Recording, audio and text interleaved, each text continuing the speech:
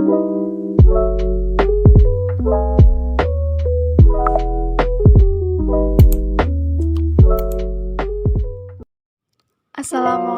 warahmatullahi wabarakatuh.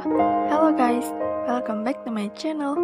Di video kali ini kita akan membahas mengenai struktur dan ciri-ciri kebahasaan teks laporan hasil observasi.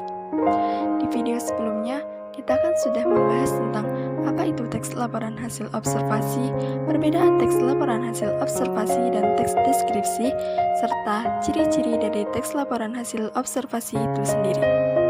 Nah, sekarang kita akan membahas tentang apa aja sih struktur teks laporan hasil observasi dan apa aja ciri-ciri kebahasaan dari teks laporan hasil observasi itu sendiri. Kalian pasti pernah mendengar kata struktur kan?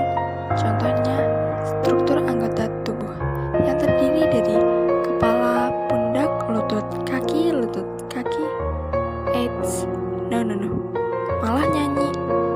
Oke, kembali ke laptop. Seperti halnya struktur anggota tubuh, struktur teks laporan hasil observasi itu harus urut. Kalau bahasa sederhananya sih, teks laporan hasil observasi itu mempunyai 3 struktur wajib dan 1 struktur sunnah. Kenapa saya sebut wajib?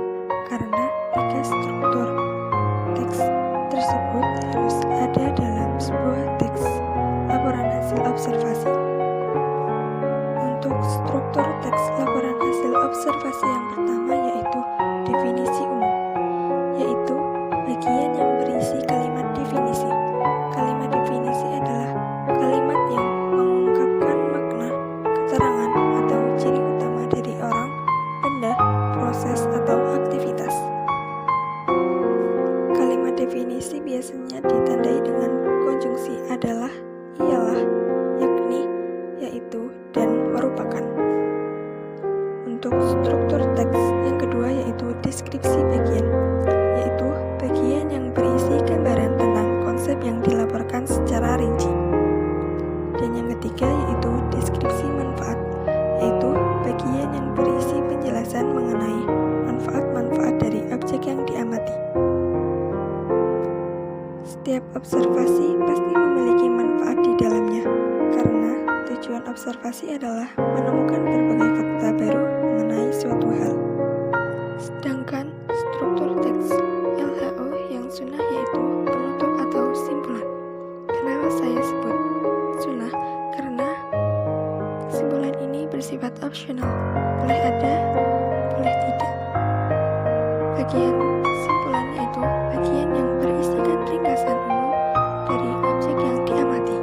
Setelah kita membahas apa saja struktur teks laporan hasil observasi, mari kita mengidentifikasi struktur teks LHO pada contoh teks LHO yang berjudul Bunga Anggrek Bulan.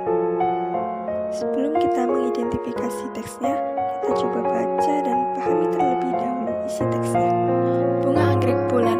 Bunga anggrek bulan yang memiliki nama ilmiah Phalaenopsis amabilis merupakan tanaman yang termasuk dalam salah satu suku tumbuhan dengan bunga paling banyak. Bunga anggrek bulan berasal dari genus Phalaenopsis. Bunga yang termasuk epifit ini telah ditetapkan sebagai puspa pesona Indonesia yang keindahannya sudah sangat populer di berbagai kalangan. Bunga anggrek bulan termasuk ke dalam jenis anggrek Orchidaceae. Jenis ini mempunyai ciri khas kelopak bunga yang lebar dilengkapi dengan warna yang menarik. Bunga ini berasal dari daerah Asia Tenggara yang pertama kali ditemukan di daerah Maluku. Anggrek bulan yang indah ini bisa ditemukan di seluruh dunia kecuali benua Antartika. Bunga anggrek bulan banyak ditanam sebagai tanaman hias. Setiap orang akan merasakan manfaat dari bunga ini karena keindahan yang dimilikinya. Mata yang memandang pasti akan merasa sejuk karena warnanya menarik yang bermekaran. Bunga ini lebih mudah dirawat dibandingkan dengan jenis bunga lain. Tumbuhan anggrek bulan dapat tumbuh hanya dengan digantungkan. Untuk membudidayakan tanaman bunga anggrek bulan tidak diperlukan cara khusus. Cukup dengan menyetek atau menyebarkan biji, maka tanaman ini akan tumbuh dengan sendirinya. Media yang dapat digunakan untuk menanam anggrek bulan dapat berupa serabut kelapa, arang kayu, batu bata, atau potongan batang pohon.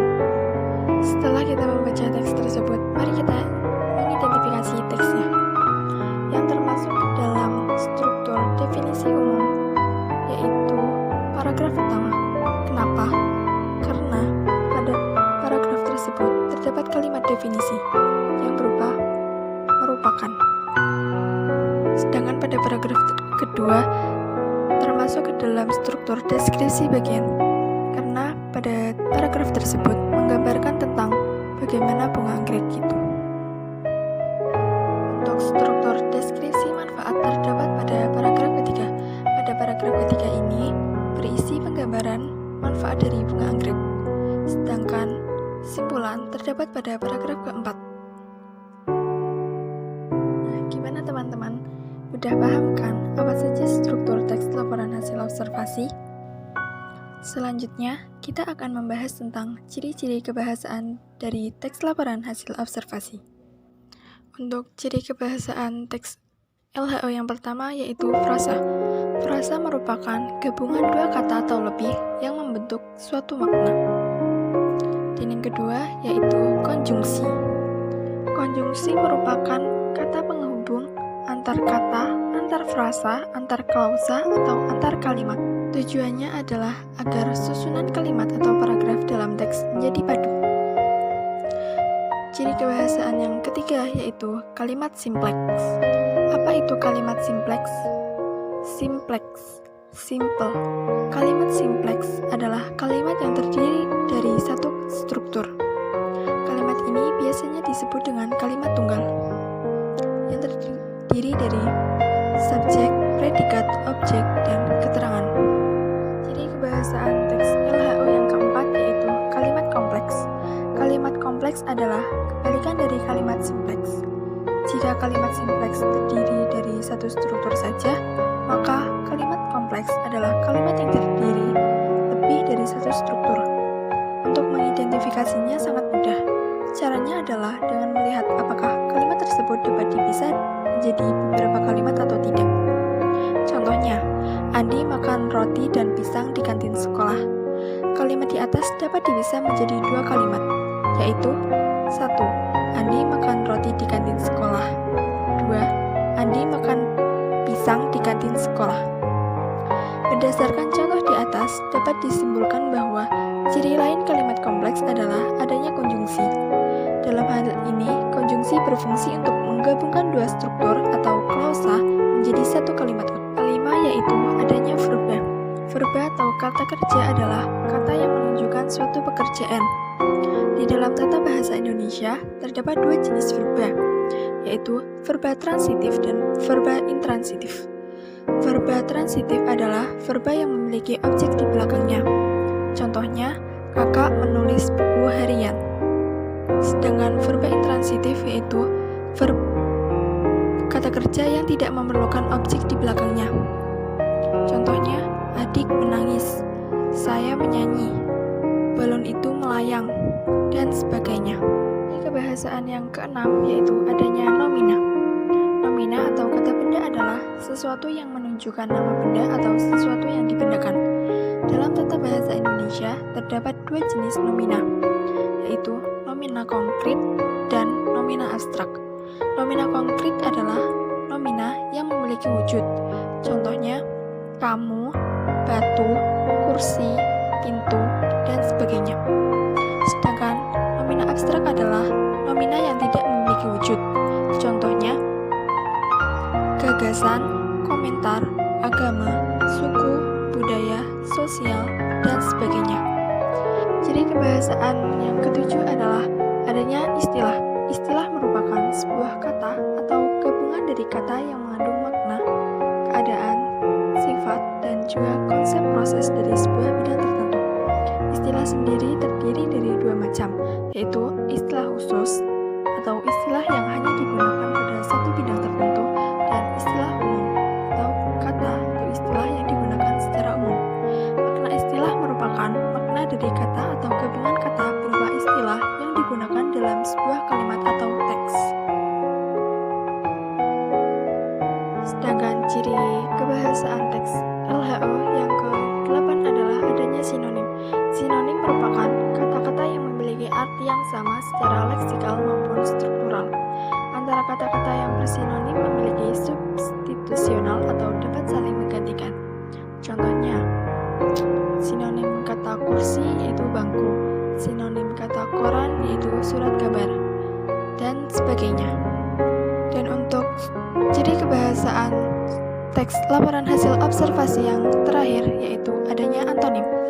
Antonim merupakan kata-kata yang maknanya saling bertentangan secara penuh atau secara sebagian dalam berbagai urutan kata. Contoh dari antonim sendiri yaitu pertanyaan, antonimnya jawaban, muda, dewasa atau tua, rugi, untung, dan sebagainya. Nah, itu tadi serba-serbi dari struktur dan ciri kebahasaan teks laporan hasil observasi. Sekian dari saya. Semoga apa yang saya sampaikan dapat bermanfaat bagi kita semua. See you di next video, teman-teman.